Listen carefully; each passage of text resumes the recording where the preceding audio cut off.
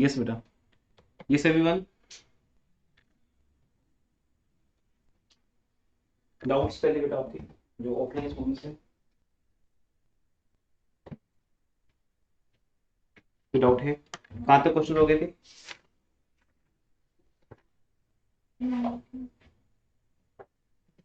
Sir illustration number 8 में doubt है। Number illustration number 8। 8, okay. Illustration number 8 में आइए एवरीवन।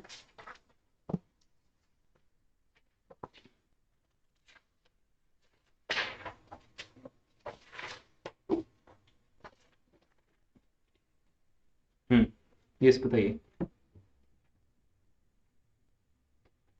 सर इसमें लाइन लिखी है, partner share of goodwill will be valued at half of the profit credited to his account during the previous 4 year completed.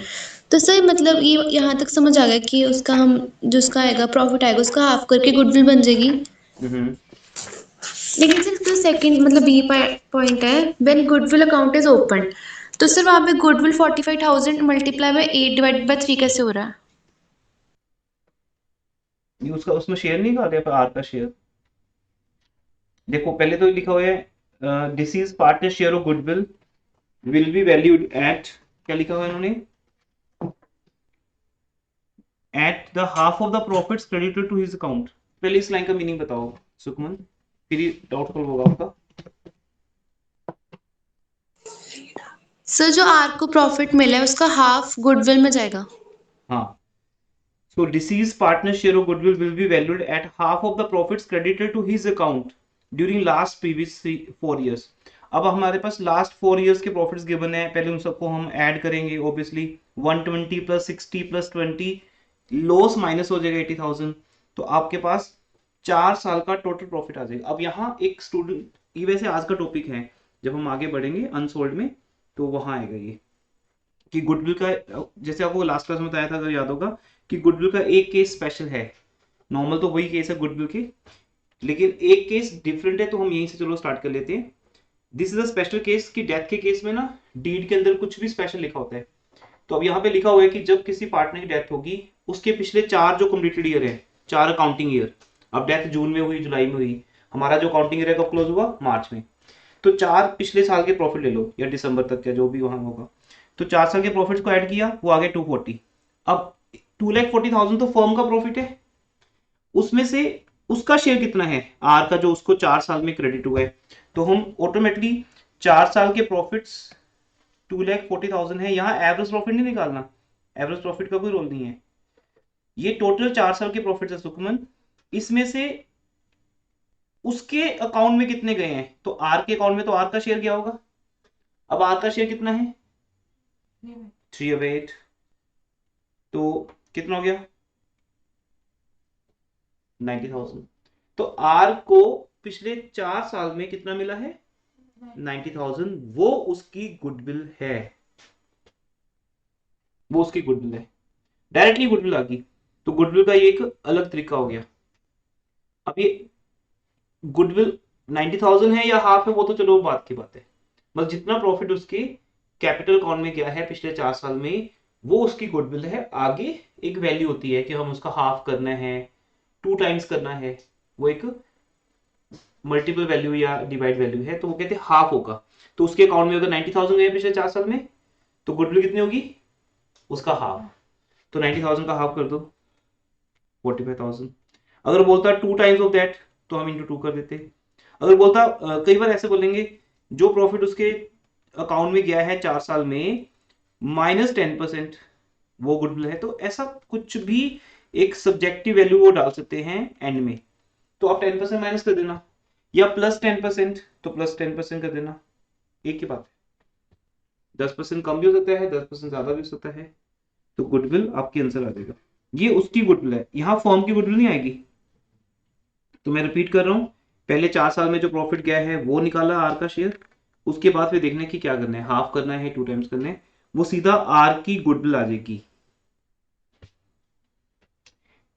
फिर उसके बाद आपको पता है, पहले तो हमने आर का गुडविल का शेयर निकालना है, फिर एक जेनेंटी पास करनी है जब गुडविल काउंट ओपन नहीं किया जाता, तो मेनली तो यही है ऑब्वियस फॉर्म में, हम गुडविल काउंट को भी ओपन नहीं करते, हम क्या करते हैं आर को उसका शेयर दे देते हैं, किससे लेके, गेनिंग पार्टनर से लेके। गेनिंग पार्टनर यहाँ पे पी एंड एस आर है, पी एंड एस है सॉरी, और उनकी गेनिंग रेशो क्या है? अच्छा, फ्यूचर रेशो गिवन है 3:2, फ्यूचर की रेशो गिवन है 3:2, तो न्यू माइनस ओल्ड करके गेनिंग आ जाएगी, तो गेनिंग रेशो दैट इज 4:11, उसमें डिवाइड कर दोगे आप। यहां तक डाउट हो गया क्लियर आपको सुषमा? Yes sir. उसके बाद है कि अगर गुडविल अकाउंट ओपन किया जाता है, ये पार्ट आपका सिलेबस नहीं है, डिलीटेड सिलेबस का पार्ट है। 2019 तक हमने करवाया था, फिर 20 में भी डिलीटेड सिलेबस था, 21 में भी डिलीटेड सिलेबस था, लेकिन फिर भी नॉलेज के लिए समझा देता हूँ आपको। ये देखिए, अब नॉलेज के लिए बात कर रहे हैं, स्क्रीन शो हो रही है सबको?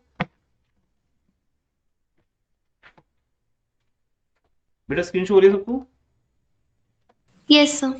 तो अब देखो इन्होंने क्या बोला है कि गुडविल अकाउंट को ओपन करना है। अब अगर आर का शेयर 45,000 है, अब आपको एक बात समझाई हुई है कि जो होता है उसको उसी से डिवाइड करना पड़ता है। अब ये 45,000 किसका शेयर है? आर का। तो आर का शेयर फॉर्म में कितना है? 3। आर का शेयर फॉर्म में कितना है? 3। और वहां से हमें क्या निकालना है? टोटल फर्म की गुडविल। क्योंकि जब हम गुडविल अकाउंट को ओपन करेंगे तो फिर कंप्लीट होगा ना ओपन, वो सिर्फ आर के इक्वल तो होगा नहीं, क्योंकि आर को उसका शेयर मिल सकता है पी एन एस से, पर अगर हमें गुडविल अकाउंट को ओपन करना है तो कंप्लीट गुडविल अकाउंट ओपन होगा ओल्ड रेशो में। मैंने आपको एडमिशन के टाइम भी ये बात समझाई थी कि आप क्या करो, एक बार ओल्ड रेशो में ये गुडविल डिवाइड कर दो, तो फर्म की टोटल गुडविल। अब जब आर का शेयर देखो, अगर आर का शेयर 3/8 है तो हम उल्टा कर देंगे, 8/3 कर देंगे, तो हमने 8/3 कर दिया तो फॉर्म का आ गया। या फिर आप ऐसे ऐसे बोलो कि आर के शेयर को आर के शेयर से डिवाइड कर दिया, 45,000 डिवाइड बाई 3/8, तो फॉर्म का आ गया टोटल फॉर्म का। तो टोटल फॉर्म का जब आ गया 120, तो 1,20,000 को हम पहले डिस्ट्रीब्यूट करेंगे among the partners in their old ratio, P R S old ratio में। फिर ये गुडविल राइट ऑफ होगी न्यू पार्टनर्स न्यू रेशो में। तो ऑब्वियसली ओल्ड और न्यू का डिफरेंस क्या हो गया?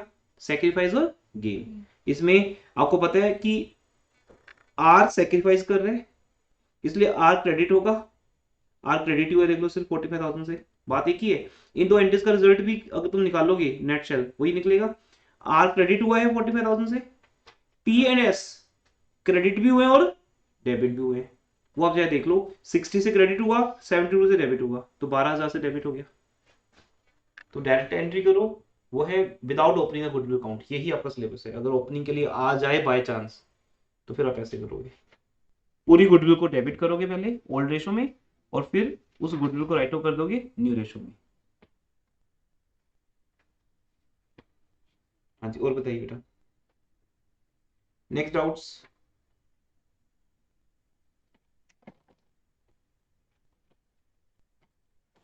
Sir treatment of goodwill and revaluation of assets है सिलेबस में? वो तो है ही है। ये कि चांस नहीं है, क्योंकि डेथ चैप्टर में से ना एक ही क्वेश्चन आता है कि हमें डाइट पार्टनर का शेयर ऑफ प्रॉफिट निकालना है, बट ये वाले क्वेश्चन हैं शॉर्ट क्वेश्चन आपके सिलेबस में, लॉन्ग क्वेश्चन नहीं है। तो शॉर्ट क्वेश्चन में कुछ भी आ सकता है, तो आपको प्रैक्टिस तो करनी है एक बार। हाँ जी, और कोई डाउट है? चले आगे देख लीजिए एंड तक।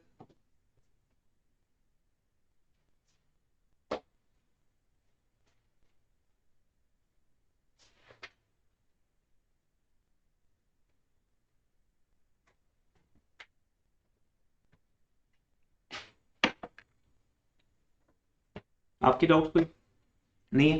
ठीक है जी, अब वापस आते हैं, चैप्टर चल रहा था ऑलरेडी हमारा।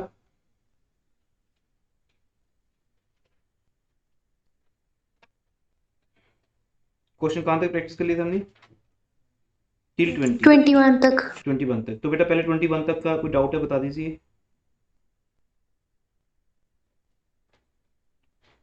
ये पीडीएफ आपका शेयर किया हुआ है, आपने क्वेश्चन कर लिए होंगे। स्टिल कोई डाउट है? यहाँ तक था होमवर्क आपका, आज चैप्टर ओवर हो जाएगा।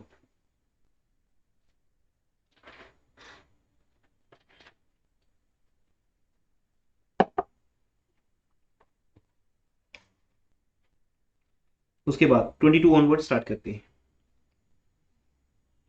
22nd क्वेश्चन में आइए, सीक्वेंस मैच कर रहे हैं बुक से ना।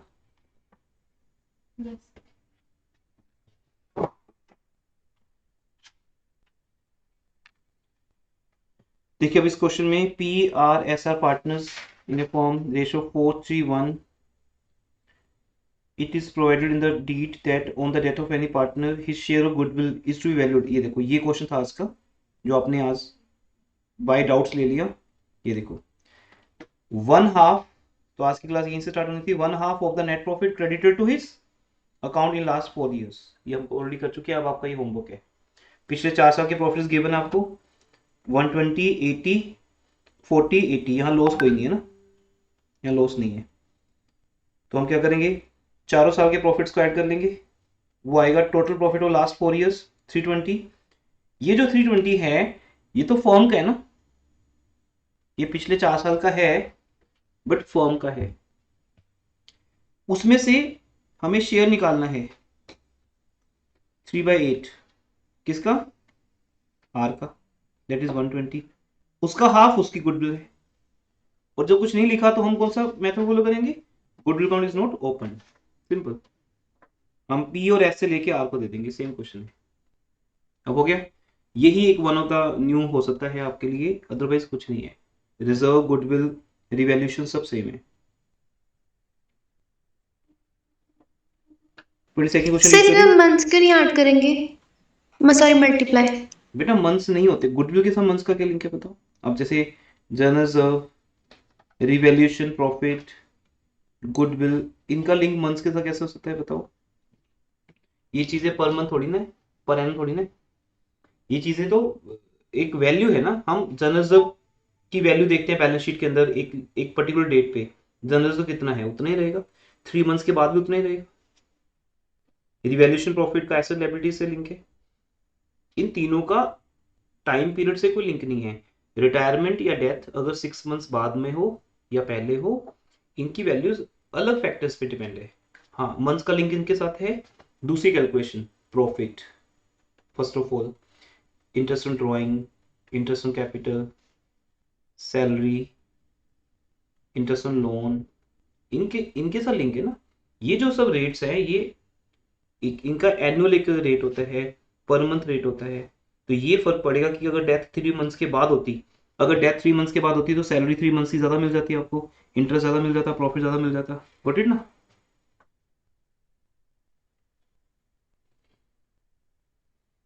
Got it. Yes sir. हाँ जी, आगे नेक्स्ट 22nd क्वेश्चन रीड करें, देखो क्या डाउट है, एंड तक पहुंचते हैं।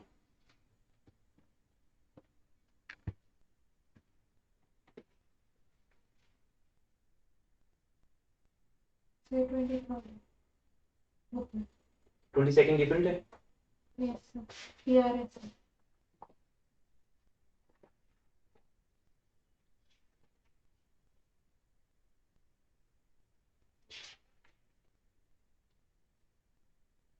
ट्वेंटी सेकंड रीड करो एक बार क्वेश्चन, फिर देखो क्या डाउट है इसमें। 22nd हमने कर लिया PRS। ओके, Sir, उसमें शायद 2 बार 20. हाँ वो ये 23 लिखना था इसको ना, 2 बार 22 लिखा हुआ है। ठीक है, 22 तो अभी हमने किया है गुडविल वाला, इट्स 23 क्वेश्चन रीड करो, देखो क्या डाउट है।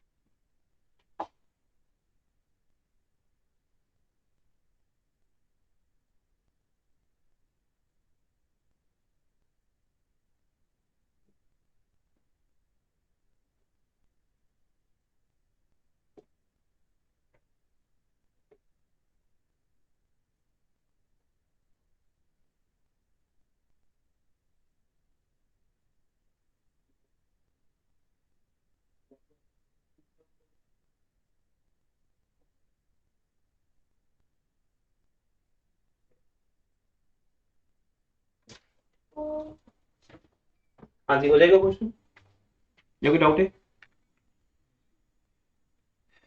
देखो रेशो 4:1 है, डेथ कब हुई है? फर्स्ट पेप को वाई की डेथ हो गई है, इट वाज डाइड, और X and Y will share equally. किसका शेयर, खुद का या उसका? न्यू, खुद का।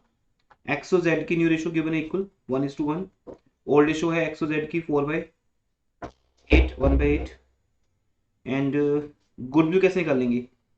Goodwill will be calculated on the basis of half of the profits credited to his account during previous 4 years. तो सेम है क्वेश्चन, क्वेश्चन सेम है।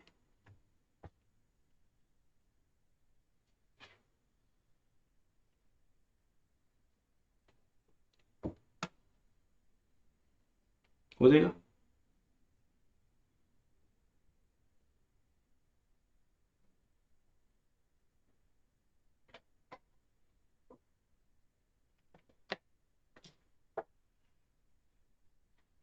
ठीक है ना, सेम क्वेश्चन है, और उसके बाद गुडविल की एंट्री सेम हो जाएगी। इसमें लेकिन दो चीजें देखो, यहाँ पर सेक्रीफाइस गेन तो आ ही जाएगा, गुडविल का शेयर भी निकाल लेंगे, और यहाँ पे वाई का प्रॉफिट शेयर भी निकालना है। एक पॉइंट इसमें एक्स्ट्रा ऐड हो गया, दो पॉइंट है, क्योंकि ये क्वेश्चन दोनों को तो ये क्वेश्चन इंपॉर्टेंट है एग्जाम के लिए, टिक कर लीजिए। इसमें गुडविल भी निकालनी है आपको नए तरीके से, और प्रॉफिट शेयर भी निकालना है।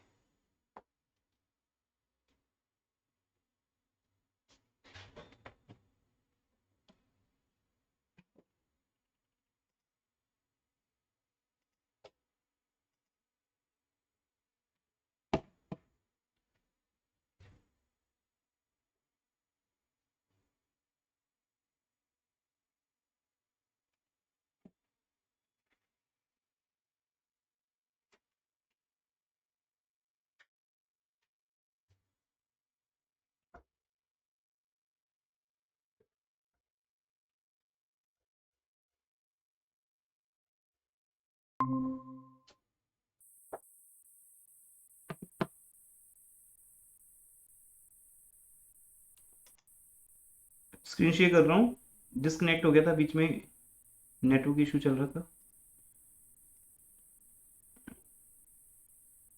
अब शो हो रही स्क्रीन आपको? Yes sir. तो बेटा अब यहाँ पर एक्चुअली इस क्वेश्चन में मैंने अभी ये बताया था जब कॉल आपकी क्लास डिस्कनेक्ट हो गई थी, कि इस क्वेश्चन में दो पॉइंट्स हैं। एक तो इस क्वेश्चन में पॉइंट है गुडविल का, दूसरा है प्रॉफिट का, जो एज इट इज हमें पता है प्रॉफिट कैसे निकालना है। तो पहले आप गेनिंग सैक्रिफाइसिंग निकालोगे, इसका हाफ मार्क मिलेगा, और उसका गुडविल की एक कैलकुलेशन होगी, टोटल प्रॉफिट का 3/8 और इंटू 1/2, उसके प्रॉफिट शेयर जो उसके अकाउंट में क्रेडिट हुए उसका हाफ करना है। उसके बाद फिर ये पॉइंट है यहाँ पर कि वाई का शेयर भी निकालना है, उसके लिए क्या पॉइंट है, क्या लिखा इसमें, और इस क्वेश्चन को टिक कर लीजिए, इंपॉर्टेंट वन फाइनल एग्जाम्स के लिए। His share of profit in the year of his death was to be computed on the basis of average profit। अब यहां देखो, यहां एवरेज वर्ड है, तो जब हमने गुडविल निकालनी है ऊपर, वहां एवरेज नहीं है, वहां क्या है, सिली मिस्टेक्स होती है यहाँ पर। गुडविल के केस में नॉर्मली हमें एवरेज निकालने की हैबिट है, बट नहीं है, वहां एवरेज नहीं है, वहां 4 साल के प्रॉफिट में से सिर्फ डाइट पार्टनर का शेयर निकालना है, और उसके बाद इंटू समथिंग 1/2 या 1 कुछ भी करना है। लेकिन प्रॉफिट शेयर ऑलवेज एवरेज पे ही आएगा। प्रॉफिट शेयर के दो ही बेस हैं बेटा, या तो वो पिछले साल को लेंगे कि पिछले साल का, लास्ट ईयर्स, पिछले साल का, या पिछले सालों का, लास्ट ईयर्स, तो वो लेकिन आपको एक ईयर पे डिपेंड होना होगा। तो हम 4 साल की एवरेज निकालेंगे, तो एवरेज निकाल ली आपने 4 साल की, लास्ट 2 लिखा है, ओके, तो लास्ट 2 लिखा है, ये भी एक पॉइंट है। तो लास्ट 2 कौन से होंगे, ये दो, तो 50,000 और 1 लाख की एवरेज क्या होगी, 125। तो उसके ऊपर बेस्ड है हमारा। तो पहले हम पिछले 2 साल के प्रॉफिट लिए 50,000 प्लस 1 लाख, उसकी निकाली एवरेज डिवाइड बाय 2, वो आ गया 125। फिर इस 125 में से दो कैलकुलेशन होती हैं, एक उस डाइट पार्टनर का शेयर, डाइट पार्टनर का शेयर कितने, 3/8, और उसके बाद मंथ्स। अब उसकी डेथ कब हुई है,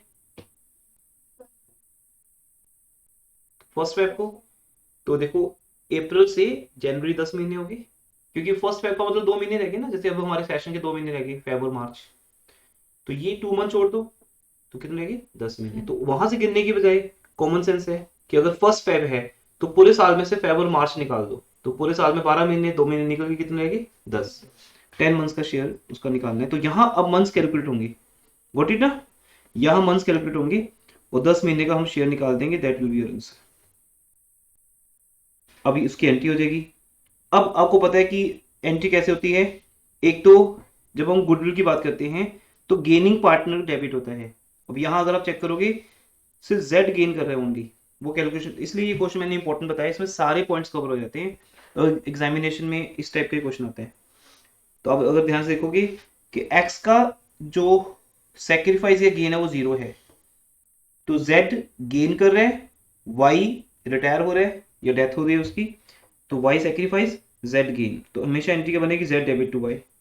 ये तो होगी गुडविल की, जो अंडरस्टूड है कि हम गुडविल अकाउंट ओपन नहीं करते, ऑलवेज हम एक एडजस्टिंग एंट्री पास करते हैं। नंबर 2, अब ये एंट्री आपको पता है कि 2 तरह से बनती है, मैं फिर समझा देता हूँ, यही पॉइंट सबसे ज्यादा इंपॉर्टेंट है दैट चैप्टर में, कि या तो profit and loss suspense account debit होगा, ठीक है जी, नहीं तो हम पीएल सस्पेंस की जगह पे गेनिंग पार्टनर डेबिट करेंगे, और उसका डिफरेंस लास्ट क्लास में बताया था, क्या था वो, यस, अगर न्यू रेशो गिवन हो, क्वेश्चन साइलेंट ना हो, तो अगर क्वेश्चन साइलेंट है तो पीएल सस्पेंस, फिर हम डिसीजन टेकर नहीं है, पर अगर न्यू रेशो गिवन है सामने से फिर हम गेनिंग नहीं करेंगे, ताकि ये झगड़ा यहीं खत्म हो जाए, 31 मार्च पे जाके इसकी बात नहीं हो। सर अगर फर्म की बुक क्लोजिंग डेट दे तो लॉर्ड बोलो, लाउड बोलो। सर अगर बुक की क्लोजिंग डेट फिर भी दे रखी है हमको और उनका न्यू शेयर भी दे रखा है, तो सर अगर हमको बुक की क्लोजिंग डेट दे रखी है जैसे कि 31 मार्च और लिख रखा है कि partners decided to share the ratio share future profits in the ratio 3:2, तो सर हम फिर किसको मानेंगे, हम क्लोजिंग डेट को मानेंगे ना, तो फिर तो क्लोजिंग डेट का क्या लिंक बना इस बात पे? सर क्लोजिंग डेट जब हो तब हम बुक्स क्लोज करते हैं अपनी, तो तब हम अच्छा ये कह रहे हो कि डेथ, ऐसे बोलो ना कि डेथ क्लोजिंग डेट को, ये कह रहे हो? नहीं सर, और डेथ कभी और होगी, उन्होंने डेथ पे डिसाइड कर लिया। ये क्वेश्चन ले लेते हैं, एक मिनट, ये क्वेश्चन है, ओल्ड रेशो है 431 और फर्स्ट फेब को डेथ हुई, अब आगे बताओ क्या ऐड करूं? सर इन्होंने इस दिन डिसाइड कर लिया कि अगला रेशो हमारा इक्वल होगा, लेकिन सर इक्वल होगा ratio, future yes, sir, ratio लेकिन एक्स और जेड का, ठीक है जी। सर बुक क्वेश्चन में पॉइंट भी लिख रखा है लेकिन कि firm closes its book on 31 March every year, तो सर जब बुक फर्म क्लोज 31 मार्च को कर रही है तो पीएल अप्रोप्रिएशन तो तभी बनेगा ना सर। हाँ तो वही तो बात हो रही है, सब जगह पे हर क्वेश्चन में ऐसा है वो तो, अब इस क्वेश्चन में भी 31 मार्च क्लोजिंग डेट है। तो सर मेरे अकॉर्डिंग पीएल सस्पेंस से डेबिट होना चाहिए। क्यों बेटा 31 मार्च, मुझे 31 मार्च को बीच में क्यों लेके आ रहे हो, वो तो है ही है, क्लोजिंग डेट तो हर क्वेश्चन में गिवन होती है, ऐसा कोई क्वेश्चन है ही नहीं जिसमें ना गिवन हो। तो सर हम ईयर के एंड में ही बनाते हैं पीएल अप्रोप्रिएशन, तो तभी तो बात हो रही है ना कि डेथ वाले दिन हम क्या कर सकते हैं, सस्पेंस डेबिट कर दो। हाँ वो होगा, वो तो है ही है। अगर फर्स्ट फेब को डेथ हो रही है और वहां पीएल एप्रोप्रिएशन नहीं बन रहा, नहीं बन सकता, इसलिए हम पीएल सस्पेंस डेबिट करते हैं। तो आगे की स्टोरी मैंने लास्ट क्लास में समझाई थी आपको, अगर तुम आज पीएल को सस्पेंस को डेबिट करोगे तो आगे जाके 31 मार्च को इसने क्रेडिट होना है, तब क्वेश्चन आता है कि कौन बियर करेगा इसको। ये जो हमने वाई को उसकी डेथ पे कुछ भी दिया है वो कौन बियर करेगा? गुडविल के केस में प्री डिसाइडेड है कि गेनिंग पार्टनर ही देंगे, क्योंकि लॉजिक भी है कि गेनिंग पार्टनर ही उसका प्रॉफिट शेयर खा रहे हैं। तो अब भी वही बात होगी कि जब ये पीएल सस्पेंस अकाउंट क्रेडिट होगा 31 मार्च को, अब अज्यूम करते हैं कि हमारा इस साल का जो प्रॉफिट आएगा वो 1 लाख आएगा, इसी क्वेश्चन में बात करते हैं, हमने जेड को, वाई को उसका शेयर कितना देना है 23,000। अब जब तुम 31 मार्च पे पहुंचोगे डेथ के 2 महीने बाद, तब पीएल अप्रोप्रिएशन में सपोज नेट प्रॉफिट आ गया 1 लाख, ये नेट प्रॉफिट 1 लाख रुपीज आ गया, बाकी सब पॉइंट्स अभी भूल जाओ कि डीड में क्या लिखा हुआ है। अब इस 1 लाख में से ये माइनस होगा पहले, क्योंकि हम ड्यूरिंग द ईयर एक खर्चा कर चुके हैं, एक प्रॉफिट डाइट पार्टनर को दे चुके हैं, जो यहाँ माइनस होगा। अब जब ये प्रॉफिट डिवाइड होना था, ये तो न्यू रेशो में होना था, जो आपके केस में आप इक्वल बोल रहे हो या कुछ भी है, जो कि ये वाला जो प्रॉफिट है इसका न्यू रेशो से कोई लिंक नहीं, क्योंकि ये तो तब तक का प्रॉफिट है जब तक फर्म क्या थी, ओल्ड थी। तो यहां भी यही डिसाइड होगा कि जब वाई की डेथ हुई तो उसका प्रॉफिट शेयर किसने खाया है। मान लो उसका प्रॉफिट शेयर जैसे इस क्वेश्चन में है जेड ने खाया है, सिर्फ जेड ने ही उसका प्रॉफिट लिया है, तो फिर ये 23,000 एक्स क्यों पे करे वाई को, वो एक्स के प्रॉफिट को क्यों इफेक्ट करे। चाहे आप फर्स्ट फेब को डिसाइड कर रहे हो या 2 महीने बाद 31 मार्च को डिसाइड करो, डिसाइड तो कभी ना कभी होना ही है। तो सिंपल सी बात है कि अगर जेड ने गेन किया है तो वाई की डेथ पे जो भी प्रॉफिट देने की रिस्पॉन्सिबिलिटी होगी वो किसकी होगी, जेड की होगी। एक्स उसमें पार्टिसिपेट नहीं करे, क्यों करे वो, जब उसकी डेथ होने पे उसका जो शेयर है, जैसे मान लो आपका ब्रदर फॉरेन कंट्री जा रहा है और उसकी पूरी प्रॉपर्टी आपको ना मिलकर तीसरे ब्रदर को मिल रही है, और आपको कहा जाता है कि इसका जो भी वीजा का खर्चा है, जो टिकट का खर्चा है, स्टडी खर्चा, वो तुम भी करोगे। तो तुम्हारा सबसे पहला क्वेश्चन क्या होगा कि जब मुझे कुछ मिला तो है नहीं, ये अपना पूरा शेयर किसको देके आ रहा है, बड़े भाई साहब को। और आप कह रहे हो, आप ये एक्सपेक्ट कर रहे हो कि इसका सारा खर्चा जाने का, रहने का, स्टडी का, वो मैं पे करूं। वाई, मैं रेडी हूं पे करने के लिए, प्रॉपर्टी विषय मेरे को दो, सिंपल सी बात है। वाई जाते हुए अपनी प्रॉपर्टी मेरे नाम कर दे, मान लो प्रॉपर्टी 20 लाख की है, वो मेरे नाम कर दे 20 लाख, तो जो 20 लाख तक का खर्चा आएगा इसका स्टडी का वो मैं दे दूंगा। बात एक ही है, एक तरह से आप उसकी प्रॉपर्टी खरीद रहे हो, नहीं तो वो अपनी प्रॉपर्टी बाहर वाले को बेचेगा। अब फॉर्म में वो अलाउड नहीं, प्रॉपर्टी तो वो घर किसी को बेच सकता है, बट फॉर्म में ये है कि जब तक बाकी पार्टनर्स कंसेंट नहीं देते तुम अपना शेयर किसी और को, बाहर आउटसाइडर को नहीं बेच सकते। इसलिए एक्स और जेड में से किसी को भी खरीदना पड़ेगा। अगर दोनों नहीं खरीदना चाहते फिर तुम रिटायर नहीं हो सकते, क्योंकि बाहर वाले के पास तुम्हारा ऑप्शन ही नहीं। तो इसलिए अगर वाई रिटायर होना चाहता है या उसकी डेथ हो गई है, रिटायरमेंट पे एक फिर भी सामने से बात हो रही है, लेकिन डेथ पे तो एक ओब्लिगेशन बन गई फॉर्म के ऊपर कि वाई को जो पे करना है वो कौन पे करेगा, एक्स और जेड में से किसी एक को तो करना पड़ेगा। अगर दोनों मना कर दे फॉर्म बंद हो जाएगी, फिर दूसरा ऑप्शन फॉर्म बंद कर दो। तो लॉ भी यही दो ऑप्शन देगा एक्स और जेड को कि you want to continue the form, pay to Y, और डिसोल्यूशन। फिर डिसोल्यूशन में तो आपको देखोगे क्या होता है, सारी एसेट्स बिक जाती है फॉर्म की, फॉर्म फाइनली क्लोज हो जाती है, तो वहां से पैसा जनरेट हो जाएगा, एसेट्स को बेच के वहां से पे ऑफ हो जाएगा, सिंपल है। तो इसलिए ये काम तो करना है। इसलिए यहाँ एक नया क्लोज क्या आया कि अगर फर्स्ट फेब को पार्टनर्स डिसाइड कर लेते हैं कि हमारी न्यू रेशो ये रहेगी, आज ही डिसाइड कर लेते हैं, जबकि डिसाइड तो होता है, वो थ्योरेटिकल वर्ल्ड में जी रहे हैं ना हम प्रैक्टिकली नहीं है कि हमारे सामने एक फॉर्म ऐसा हो रहा है। हम तो एक स्टूडेंट हैं, सिर्फ एक समझ रहे हैं कॉन्सेप्ट को, और एग्जाम में मार्क्स के लिए हम उसको दिखाएंगे कि मुझे नॉलेज है। तो इसलिए आपको एक ऑप्शन दी गई है कि अगर आपके सामने न्यू रेशो का एक्सप्रेशन नहीं आता है तो आप भी साइलेंट हो, एग्जामिनर भी साइलेंट है, तो आप एक बार टेम्परेरी पीयर सस्पेंस को क्रिएट कर दो, क्योंकि उसको डिसाइड करने के लिए भी आपके पास कुछ नहीं है। लेकिन अगर आपको सामने से न्यू रेशो दे दी जाती है, फिर आप न्यू माइनस ओल्ड करके क्या निकाल लो, गेनी। फिर वो गेनी रेशो जैसे गुडविल में यूज होती है वैसे यहाँ यूज, फर्क तो कुछ है ही नहीं, गुडविल भी उसको पे की जा रही है और प्रॉफिट भी उसको पे किया जा रहा है।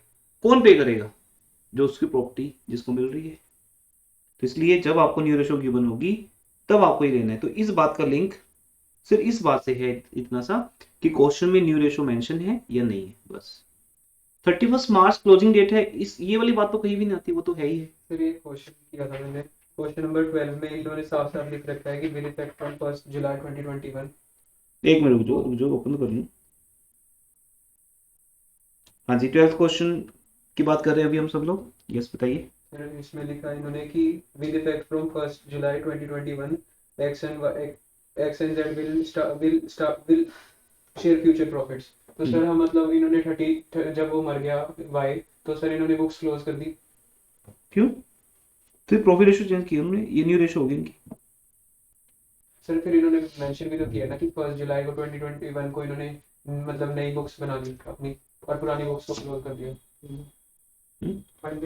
अच्छा, इसी दिन मतलब डिसाइड हो गया होगा कब कितना का प्रॉफिट है, फिर सबको मिल गया होगा। नहीं ऐसे नहीं होता, ये तुम गलत ले रहे हो ना। जिसकी डेथ हुई है उसको शेयर देना बस हमने, एक्स और जेड को कुछ नहीं देना।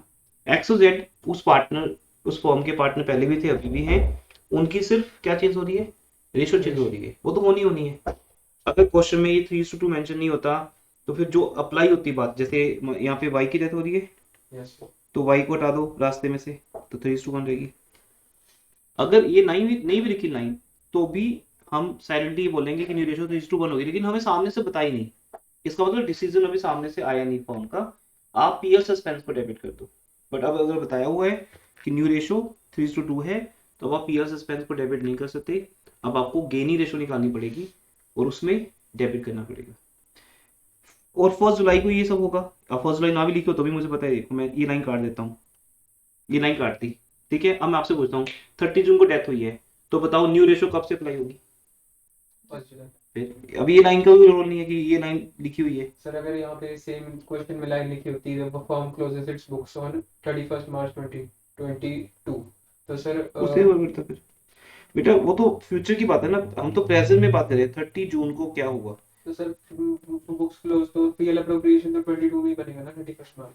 तो वहां तक तो हम पहुंचे नहीं, अभी हम डेथ और वेट तो कर तब रहे तक हैं। तो फिर पीएल सस्पेंस रखो, फिर तब तक का जो उस जेड की जो भी मर रहा है उसकी शेयर जो है वो तब तक तो सस्पेंस ही रहेगी ना, जब तक बुक्स क्लोज नहीं हुई। सस्पेंस नहीं रहा ना, क्योंकि अब रेशो डिसाइड हो चुकी है, उसको सस्पेंस रखने की क्या जरूरत है? बुक्स क्लोज दिसंबर में हो या मार्च में हो, इसका तो लिंक ही नहीं आज के साथ। प्रेजेंट में जो डिसीजन हो रहा है वो हो रहा है, प्रेजेंट में डिसाइड हो गया कि वाई की डेथ पे उसका शेयर एक्स और जेड परचेज कर रहे हैं, और न्यू रेशो डिसाइड होने के कारण गेन रेशो सामने आ गई, किस रेशो में गेन कर रहे हैं, तो आज ही वो डिसाइड हो जाएगा। आज ही वो शेयर जो वाई को जाएगा वो एक्स और जेड से ट्रांसफर होकर जाएगा। क्लोजिंग डेट का तो रोल ही नहीं आज, प्रेजेंट में जो डिसीजन हो रहा है उसका क्लोज 31 मार्च तक तो सोचने जरूरत ही नहीं आपको। इतना है बस, इतना डिसीजन है कि पीएल सस्पेंस काउंट को हमने कंटिन्यू करना है 9 मंथ्स के लिए, और या हम इसको आज ही क्रेडिट कर दें टू पीएल सस्पेंस, किससे? गेनिंग पार्टनर से डेबिट करके। वो तो हम सस्पेंस काउंट तो आज भी क्रेडिट कर सकते हैं। PL suspense account debit to Y कर दो, उसके बाद डिसाइड कर लो कि पीएल सस्पेंस को कंटिन्यू करना है 9 मंथ्स या आज राइट ऑफ करना है। आज राइट ऑफ करना है तो आज राइट ऑफ कर दो, अगर 9 मंथ्स के बाद करना है 9 मंथ्स के बाद कर दो, उससे कोई फर्क नहीं पड़ता दिसंबर क्लोजिंग डेट है कि मार्च है। जब भी क्लोजिंग डेट आएगी उस दिन PL suspense count right of होना ही होना है। जो प्रॉफिट हमने वाई को दिया है ड्यूरिंग द ईयर चलते चलते, वो प्रॉफिट कवर तो होगा कहीं ना कहीं से, तो वो पीएल अप्रोप्रिएशन से तो तुम कवर करोगे। तो भी तो पीएल अप्रोप्रिएशन किसके है? वो एक्स और जेड का ही है ना वो। जब तुम 9 मंथ्स के बाद कवर करोगे तो एक्स और जेड के प्रॉफिट उसी के प्रॉफिट में से कवर कर रहे हो, तो वो काम इनडायरेक्टली हो रहा है वहां जाके। जो भी हमने वाई को प्रॉफिट दिया वो हमने एक्स और जेड के प्रॉफिट से ही निकालना है, क्योंकि 31 मार्च को एक्स और जेड ही रह जाएंगे पार्टनर, और जो पूरे साल का प्रॉफिट होगा वो एक्स और जेड का ही होगा। तो जब तुम वहां जाके राइट करोगे तब भी एक्स और जेड के ही प्रॉफिट को इफेक्ट पड़ा। आज हमने डायरेक्टली एक्स और जेड को डेबिट करके वो काम यहीं खत्म कर दिया। तो फॉर्म इस 9 मंथ्स को, सॉरी पीएल सस्पेंस को 9 मंथ्स के लिए कंटिन्यू भी कर सकते हो, नहीं भी, ये डिसीजन प्रैक्टिकल है। तुम एक थ्योरेटिकल स्टूडेंट हो, जब तुम एग्जाम में जाओगे तो सामने तुम्हारे पार्टनर्स नहीं बैठे, ये तुम उनसे बात कर रहे हो, इसलिए तुम्हें पैन इंडिया एक अजम्पशन दी गई है कि सब लोग ऐसा ही करेंगे, तुम अपनी मर्जी नहीं कर सकते। तुम्हें आज ही इसे राइट ऑफ करना पड़ेगा अगर न्यू रेशो का डिसीजन आ गया है। जबकि प्रैक्टिकल लाइफ में कोई फर्क नहीं पड़ता कि न्यू रेशो आज डिसाइड हो रही है नहीं हो रही, क्योंकि ना भी डिसाइड हो तो भी न्यू रेशो तो पता ही है क्या होगी साइलेंट फॉर्म में। इसलिए जब प्रैक्टिकल लाइफ में ऐसा होता है तो पार्टनर आपस में डिसाइड कर लेते हैं। जैसे तुम दो स्टूडेंट ने मिलकर बात कर लिया, मुझे थोड़ी पता उस बात का, वो तो प्रैक्टिकल बात होगी। थ्योरेटिकल क्या है, मैं ये असम्पशन करूंगा कि ऐसा कुछ हुआ नहीं, तो इसलिए प्रैक्टिकली तो ये चीजें बहुत डिफरेंट है। हमें सिर्फ एक असम्पशन दी गई है, जब हम एज ए अकाउंटेंट वर्क करेंगे फर्म के लिए तो हमें दोनों ऑप्शन आनी चाहिए। हम फर्म को पूछ लेंगे सीधा कि देखो जी मैं कंटिन्यू करूंगे, अभी राइट ऑफ कर दो, तो पार्टनर बोलेंगे अभी कर दो, अब बोलोगे अभी करना है, बताओ न्यू रेशो अपनी, बोलेंगे अभी हम कंफ्यूज हैं, अभी सोचा नहीं हमने, और ठीक है आप बोलो सोच लो मैं कंटिन्यू कर देता हूँ, कल बताओगे कल कर दूंगा राइट ऑफ, 10 दिन में बोलोगे 10 दिन, क्योंकि ये तो फर्क नहीं पड़ता ना कि दिसंबर आएगी क्लोजिंग डेट की मार्च आएगी और कब आएगी, जब पार्टनर डिसाइड करके बता देंगे उस दिन आप एंट्री पास कर दोगे, ये पॉइंट है। तो अकाउंटेंट को दोनों ऑप्शन आने चाहिए। तो अब एज ए स्टूडेंट आप दोनों ऑप्शन लेके नहीं चल सकते कि मेरी मर्जी, अगर न्यू रेशो गिवन है चाहे लॉजिक हो चाहे ना हो, यहाँ पर आपको फिक्स कर दिया गया कि समझो डिसीजन हो चुका है, आपको पीएल सस्पेंस क्रिएट नहीं करनी। तो जैसे आंसर्स में था कि हम दोनों ऑल्टरनेटिवली हम पहले सस्पेंस में डाल के देन फिर इनके ऊपर डाल दे, दो एंट्री बना दे। वो तो मैंने बताया अभी, तो बताया अभी, तो बताया कि पीएल सस्पेंस तुम डेबिट करके अभी राइट ऑफ कर दो, दो बना लो चाहे या कर एक सकते बना लो, हाँ वो तो कर ही सकते, तो ऑब्वियसली है, वो तो प्योर काउंटिंग है, रैंडम काउंटिंग है, बस वही तो मर्जी है हमारी। हम क्यों 2 एंट्रीज बनाए जब एक से चल रहेगा? पॉइंट डिसीजन तो वही रहा ना कि आज पीएल सस्पेंस राइट ऑफ होगा, तो डेबिट क्यों कर रहे हो? या तो 1 मिनट पहले पता नहीं था, वो प्रैक्टिकल लाइफ में होगा ना वो चीज कि तुमने पीएल सस्पेंस डेबिट कर दिया क्योंकि पार्टनर डिसाइडेड नहीं थे। सुबह मैसेज आ गया कि अब हम डिसाइड हो चुके हैं जी, हमने रात को मीटिंग की और डिसाइड कर लिया कि हमारी रेशो ये रहेगी, तो तुमने सुबह आके एंट्री पास कर दी next X Z debit to PL suspense. अब यहाँ तो तुमने डिसाइड करना है ना, तो डिसाइड कर लो। अगर न्यू रेशो गिवन है तो समझो वो डिसाइड हो चुका है, फिर आप मॉर्निंग तक की वेट क्यों करोगे? अभी उसको राइट कर दो। तो पीएल सस्पेंस क्रिएट करने का कोई लॉजिक नहीं है, ऑप्शन तो है ही है। हाँ जी, आगे बढ़ते हैं। 22nd क्वेश्चन पे थे, 23rd क्वेश्चन कर लिया हमने, यहाँ तक हो गया। अब आप बताइए 24 में कोई डाउट है? अच्छा, 24 से अब आपके लॉन्ग क्वेश्चन शुरू हो गए हैं। यस, तो आपका सिलेबस यहाँ तक है सिर्फ।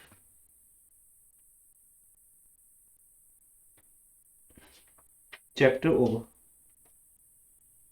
ये चैप्टर का एंड है आपके लिए, यहीं पे चैप्टर ओवर हो जाते हैं। बाकी आगे जितने क्वेश्चन है वो डिलीटेड सिलेबस का पार्ट है। मैं आपको नॉलेज के लिए करवाऊंगा अभी 1-2 क्वेश्चन बस, अदरवाइज हमारा कोई पर्पस नहीं है। आपको रिटर्न में नहीं करने हैं, 23 तक प्रैक्टिस करिए और 23 तक के क्वेश्चंस का ही इलस्ट्रेशन पार्ट देखिए बस। अब हम कर लेते हैं, चलो अब इस क्वेश्चन को रीड करो। आई गिव यू 5 मिनट्स, मुझे सारी कैलकुलेशन चाहिए आपसे। करिए start, it's your class work. आपके पास 5 मिनट्स हैं। जिसकी कैलकुलेशन, जैसे इंटरेस्ट ऑन कैपिटल की कैलकुलेशन है, प्रॉफिट की कैलकुलेशन है, इंटरेस्ट ऑन ड्राइंग की कैलकुलेशन है, उसके लिए आपको इन्फॉर्मेशन पिछले 3 साल के प्रॉफिट गिवन है, लाइक दैट कुछ भी ऐसा रीड करो और कमल का कैलकुलेट करो सब कुछ। करिए, आई थिंक 5-7 मिनट्स इनफ है। Start it. कोई डाउट है सामने से पूछ लीजिए चलते चलते। क्योंकि कैपिटल सामने कैपिटल्स भी गिवन है कहीं ना कहीं, होंगे। ये देखो गिवन है यहाँ पे। आपको कमल की कैपिटल चाहिए, बस कमल की कैपिटल गिवन है, इक्वाल की चाहिए नहीं।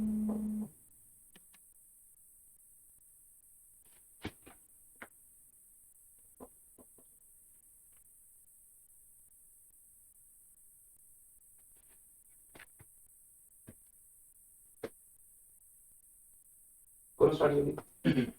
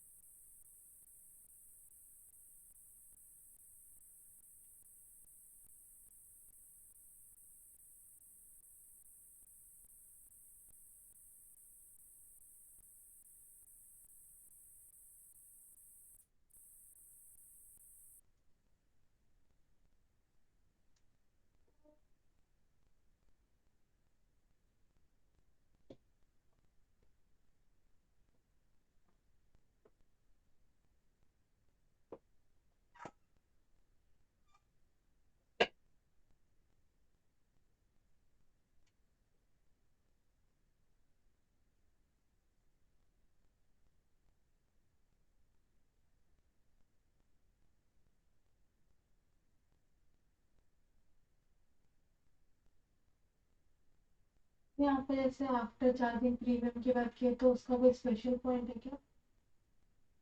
किसका? Net profit after charging insurance premium. नहीं कुछ नहीं है।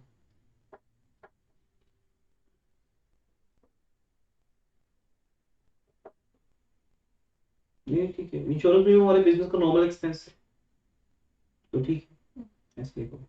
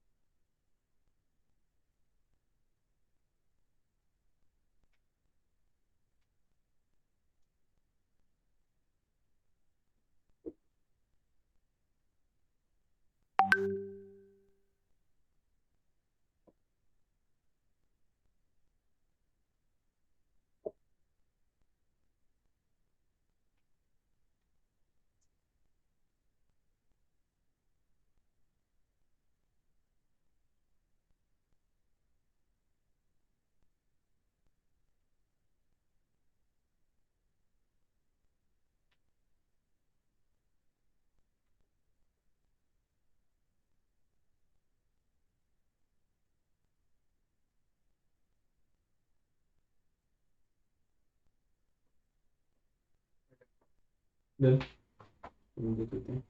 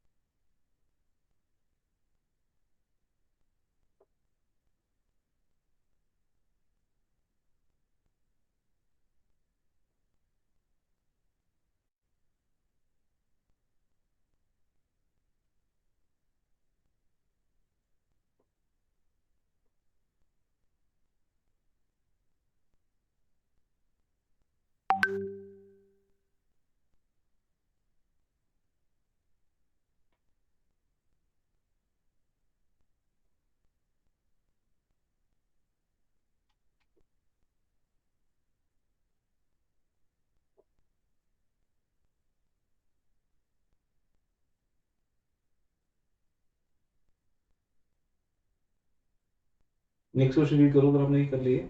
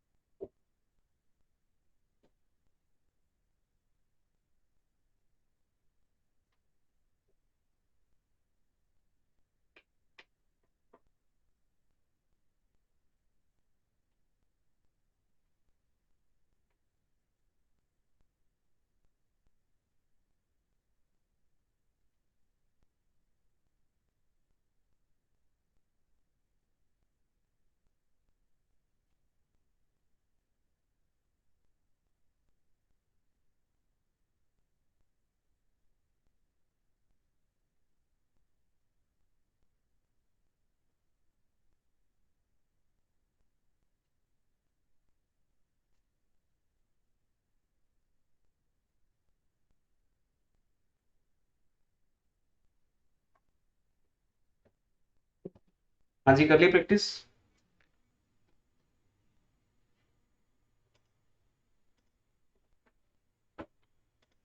हाँ जी, हो गया आपका सुखमन, सार्थक, दृष्टि?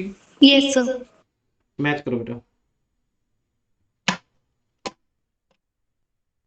देखिए, first of all interesting capital very simple, 40,000 का कैपिटल है कमल का, ओपनिंग कैपिटल, उस पे 3% इंटरेस्ट है कैपिटल का, और 3 मंथ्स का देना है, अप्रैल मई जून का। ठीक है जी, वो आगे 300।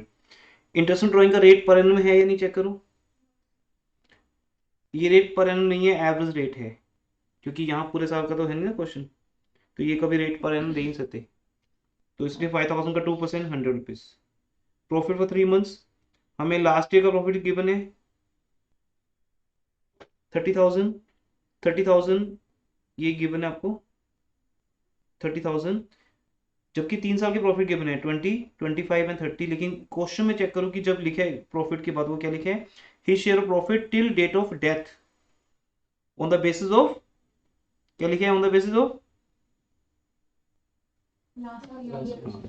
तो पोस्ट ऑफिस साइन ईयर के बाद है। ओके, इसलिए हम सिर्फ लास्ट ईयर का लेंगे। तो 30,000 का 3 मंथ्स का, और उसमें से फिर कपूर का शेयर, कमल का जो भी है। अब ये आपके शॉर्ट क्वेश्चन है, यही आपका सिलेबस है, ये हमने प्रैक्टिस कर ली है। अब जो नहीं है वो इतनी है बस, कि इसके थ्रू आपको, अब ये अब ये भी तो आता है ना हमें ऑलरेडी। अब सिर्फ ये है कि इसमें से लॉन्ग क्वेश्चन नहीं आएगा दैट चैप्टर में से, इसलिए उन्होंने ये वाला पार्ट डिलीट कर दिया।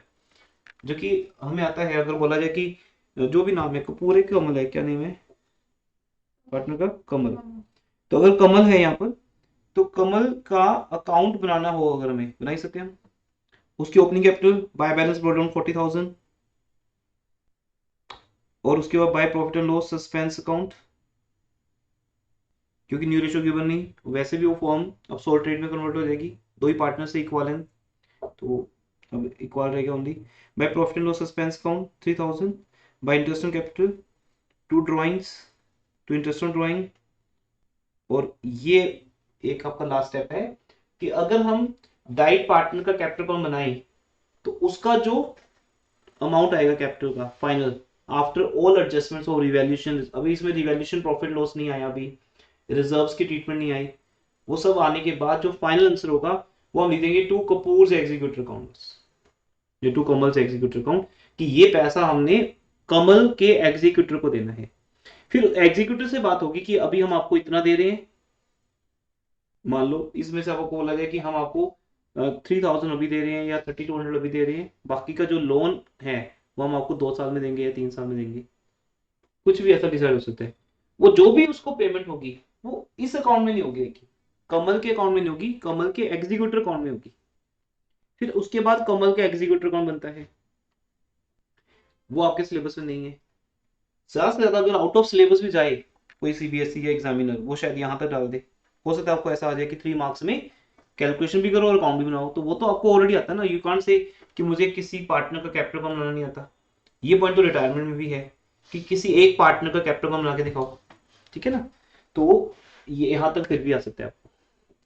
अब एग्जीक्यूटिव अकाउंट में जाके पेमेंट करनी, फिर लोन क्रिएट करना, लोन का पे करना, इंटरेस्ट विद इंस्टॉलमेंट्स पे करना, वो आपका सिलेबस फाइनली नहीं है।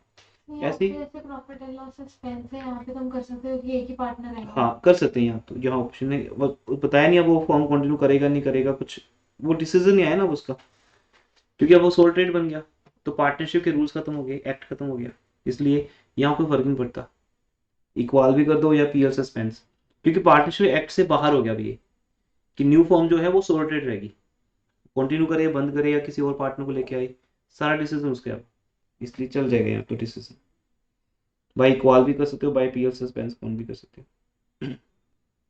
हाँ जी, अब देखिए नेक्स्ट क्वेश्चन करना हो तो 3 पार्टनर्स है, रेशो 4:4 है, बैलेंस शीट गिवन है आपको, और आगे क्वेश्चन है तो करने के लिए बोला है करो, करिए कैलकुलेशंस, ये भी एक तरह से शॉर्ट क्वेश्चन की प्रैक्टिस ही है, डू इट फास्ट, डन है, तो नेक्स्ट स्टार्ट कर दो।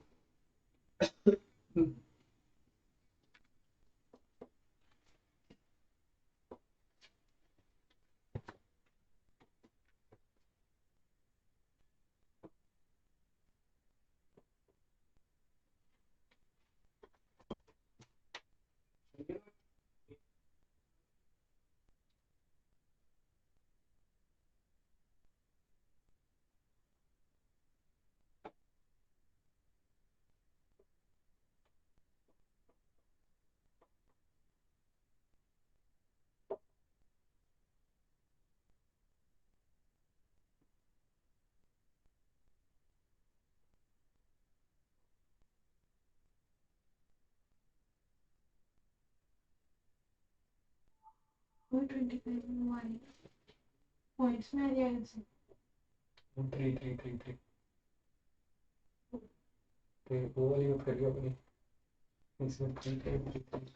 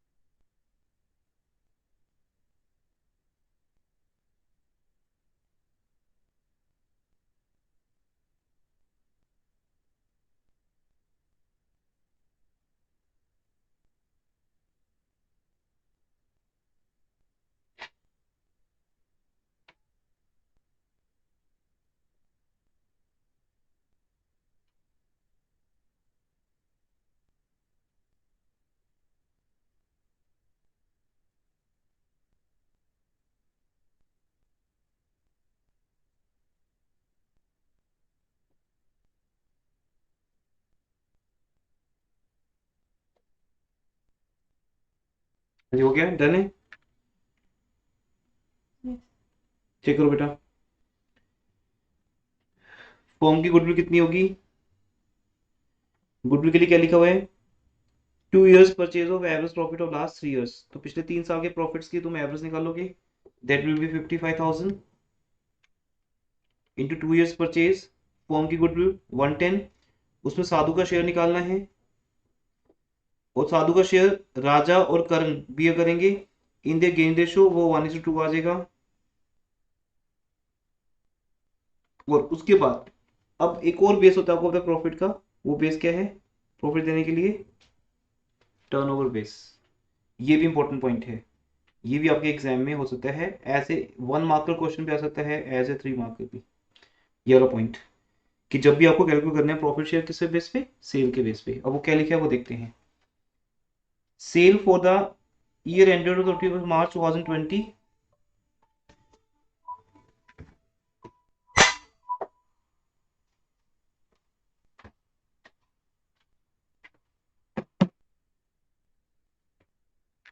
Cell for the year 31 March 2020 amounted rupees 450, ये लास्ट ईयर की सेल होगी। और लास्ट ईयर का जो प्रॉफिट था वो कितना था? 125। ये दो बातें क्या समझाती है हमें? लास्ट ईयर की सेल भी गिवन है और लास्ट ईयर का प्रॉफिट रेट भी। इससे पहले जो क्वेश्चन अनसोल्ड में आया था शॉर्ट क्वेश्चन, उसमें उन्होंने प्रॉफिट रेट दिया था 5%, यहाँ नहीं दिया। यहाँ लास्ट ईयर का प्रॉफिट रेट हमें खुद निकालना है। तो हम क्या करेंगे, देखो 1,25,000 का अगर प्रॉफिट हुआ था कितनी सेल पे? 450 पे, इंटू 100 कर दो, कितना रेट आएगा बताओ, चेक करो। सीधा उससे मल्टीप्लाई करेंगे। हाँ वो भी मर्जी आपकी। प्रॉफिट रेट भी निकाल सकते हो, रेट ऑफ प्रॉफिट, कि प्रॉफिट रेट कितना है। लास्ट ईयर हमने किस रेट पे प्रॉफिट अर्न की है? 4.5 लाख की सेल पे 125 का प्रॉफिट है। एक तो यहाँ से रेट आ जाएगा, या तो ऐसे कर लो, फिर जो रेट आएगा उसको फिर करंट ईयर की सेल पे। अब हमारी जो करंट ईयर की सेल दी है वो दी ही उन 4 मंथ्स की है जिन 4 मंथ्स का उसको प्रॉफिट देना है। तो इससे एक बात क्लियर होती है कि जब आप 2,70,000 को मल्टीप्लाई करोगे उस रेट के साथ, तो सीधा 4 मंथ्स का प्रॉफिट आएगा। तो 4/12 वाला कैलकुलेशन खत्म हो गया, सीधा 4 मंथ्स का आएगा, क्योंकि सेल ही 4 मंथ्स की है। ये बात उस दिन सुनाई थी, यहीं यहीं पे सिली मिस्टेक होती है कि हम फिर 4/12 कर जाते हैं। तो ये 4 मंथ्स का है, ठीक है। तो अब सीधी 4 मंथ्स की होगी, जो भी आंसर आएगा उसमें से उसका शेयर निकालना हमने। इसलिए डायरेक्टली रेट निकालने के बजाय आप सीधा मल्टीप्लाई कर दो। तो नंबर 2 पे ये समझ आता है फिर हमें, ये जो प्रॉफिट रेट है, जो भी एक रेशो कह लो, 125 प्रॉफिट हुआ 450 पे, तो 270 पे प्रॉफिट कितना होगा? तो जो प्रॉफिट आएगा वो आएगा 75,000। ये प्रॉफिट 4 मंथ्स का है सीधा, इसमें से हम सिर्फ उसका शेयर निकाल सकते हैं, मतलब इंटू 4/12 नहीं करना, ये 4 मंथ्स का ऑलरेडी है क्योंकि 4 मंथ्स की सेल पे निकाला गया है, इंटू उसका शेयर। कितना शेयर उसका? 4/10। तो वो एक आंसर आ जाएगा। यहाँ तो कोई डाउट है किसी को? उसका इंटरेस्ट कैपिटल निकालना है, 80,000 कैपिटल है, 5% interest into 4 months, very easy lecture. और फिर जर्नलिज्म में शेयर निकालना है, जर्नलिज्म में इंटू 4/12। सुकमन आपको भी समझाई थी बात, ये एक सिली मिस्टेक ही हो सकती है बस किसी की भी। यहाँ 4 मंथ्स का कोई रोल नहीं है कभी भी, क्योंकि जर्नलिज्म का लिंक मंथ्स के साथ नहीं है। 2 महीने बाद डेथ होती है तभी जर्नलिज्म वही रहता है बैलेंस शीट में, 10,000 का बैलेंस शीट में वही रहेगा, ठीक है। तो उसके बाद आपको साधु की कैपिटल बनानी है। कैपिटल कौन बनाना है साधु का, ये आपको सिलेबस में अभी नहीं है, बट नॉलेज के लिए कर लीजिए कि एक तो ओपनिंग बैलेंस,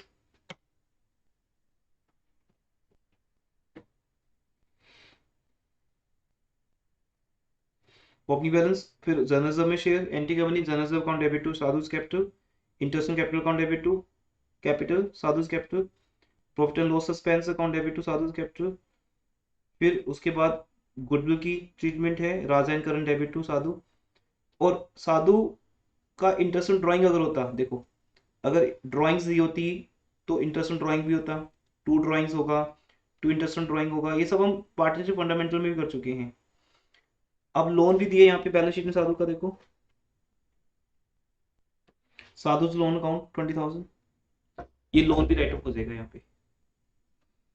क्योंकि अब हमने उसका हिसाब करना है ना प्रॉपर फाइनली, वो अमाउंट बतानी है एग्जीक्यूटर को जो हम उसको पे करेंगे, तो लोन काट के पे करेंगे ना। तो लोन फॉर्म के लिए एसेट है, डेबिट नेचर है, लोन क्रेडिट हो जाएगा, साधुज कैपिटल डेबिट हो जाएगी, Sadhu's capital debit to Sadhu's loan account, write off हो जाएगा, खत्म। अमाउंट आ जाएगी एग्जीक्यूटर को, जो साधु के एग्जीक्यूटर को पे करनी है, 139,333। अब एज ए होमवर्क आपको दे देते हैं बस आगे, अगर आपने करने हो, इफ़ यू आर इंटरेस्टेड, आपके सिलेबस का पार्ट तो नहीं है बट हो जाएंगे आपसे, पीडीएफ शेयर किया हुआ है, यू कैन डू 26 क्वेश्चन अभी करने हैं, एज ए होमवर्क करना है या जस्ट ओरली देख लो, don't do in writing, don't waste your time. और टाइम तो खैर अब हमारे पास काफ़ी आगे सरप्लस हो गया टाइम, इतना टाइम चाहिए भी नहीं था, ये जो डिले हुआ है उसका लॉस ही होगा, जैसे 2 मंथ वेस्ट हो गए। वेस्ट होंगे 2 महीने, आपके आगे के 2 महीने वेस्ट हो गए, Yes. वो 2 महीने जो आप आगे की कुछ प्रेपरेशन करते, और उस 2 महीने के चक्कर में फिर सब लेट हो जाएगा, आपका आगे का पूरा प्रोफेशनल कोर्स हो, कोई बीकॉम हो, उसके एडमिशन रिजल्ट सब लेट हो जाएगा, डिसीजंस पता नहीं कैसे आ रहे हैं ऐसा कुछ था ही नहीं, आप अगर 15 मार्च के बाद भी हो सकते थे एग्जाम बेस तो।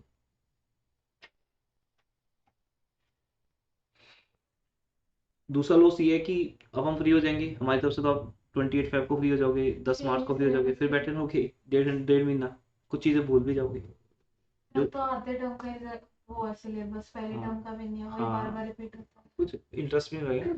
अब आपने जब एक का सिलेबस कर लिया तो फिर ये था गर्मा गर्म था, तो अगर 10-15 मार्च को एग्जाम स्टार्ट हो जाते तो सब दिमाग में गर्मा गर्म था, 2-2.5 महीने में किया था हमने, फिर 1 महीने बाद जाके लगेगा कि कैश फ्लो भी रिवाइज कर लें, फिर शुरू हो जाएगा लगना, फिर भी आपको फिर ये कि करते रहो रिवाइज, उसमें क्या है ये कि सिलेबस के बाद टेस्ट हो जाएंगे, टेस्ट के बाद सैम्पल पेपर्स हो जाएंगे, आपके मॉक टेस्ट ले लेंगे हम यहाँ पे 3 आवर्स के, सरप्लस टाइम को यूटिलाइज कर लेंगे 15 मार्च तक, 31 मार्च तक, एक डेट पे तो फाइनल कर आपको फ्री कर ही देंगे, ये कि जो टाइम मिला एक्स्ट्रा उसको थोड़ा यूटिलाइज कर लेंगे मार्च में, उसके फिर आप सेल्फ स्टडी करते रहिए, अप्रैल में तो आपकी क्लासेस नहीं होंगी यहाँ, बट सेल्फ स्टडी करते रहिए, डाउट्स के लिए आते रहिए, ऑनलाइन या ऑफलाइन,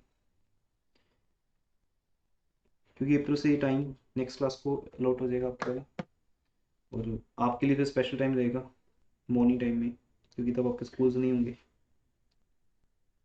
मॉर्निंग टाइम में फ्री हो फिर आप डाउट्स के लिए आना आना चाहते हो तो वैसे बेटा कोई भी क्वेश्चन करेंगे आप हो जाएगा आपसे, 28 तक मैंने शेयर किए हैं, बट हो जाएंगे, कुछ भी नया नहीं मिलेगा आपको इनके अंदर। तो चैप्टर इज ओवर, मेनली एक ही क्लास का चैप्टर था, डिटेल में एंटर कर लिया हमने इससे, आगे क्वेश्चन नहीं करने, आपके होमवर्क में फिर 24-3 तक ही है बस। तो आज की क्लास इतनी सी छोटी थी, आज की 1 आवर की क्लास ही थी, नेक्स्ट क्लास में मिलते हैं and we will start dissolution, dissolution start होगा, फिर एनपीओ करेंगे उसके बाद, ठीक है, no anything else, class over कर रहा हूँ, थैंक यू सर। वेलकम बेटा, 5-10 मिनट्स के गैप पे फिर हम इकोनॉमिक्स स्टार्ट करते हैं।